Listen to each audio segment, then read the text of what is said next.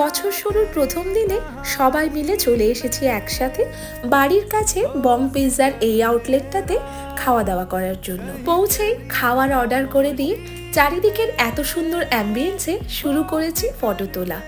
বসার জন্য এখানে দুটো জায়গা রয়েছে, একটা ভেতরে আর একটা বাইরে। বাইরের দিকটাতেই আমরা বসেছিলাম, ভেতরের সাজানোটাও কিন্তু ভীষণ সুন্দর। প্রথমে অর্ডার করেছিলাম একটা চিকেন শেজওয়ান পিৎজা। 6 পিসের এই পিৎজার দাম ছিল 300 টাকা। চিকেন পপকর্নের 190 টাকার এই প্লেটটাতে ছিল মোট 30 পিস।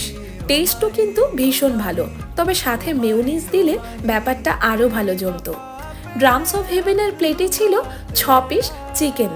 টেস্টও কিন্তু মোটামুটি লেগেছে, এটাকে 6 আউট অফ 10 দেওয়া যেতে পারে।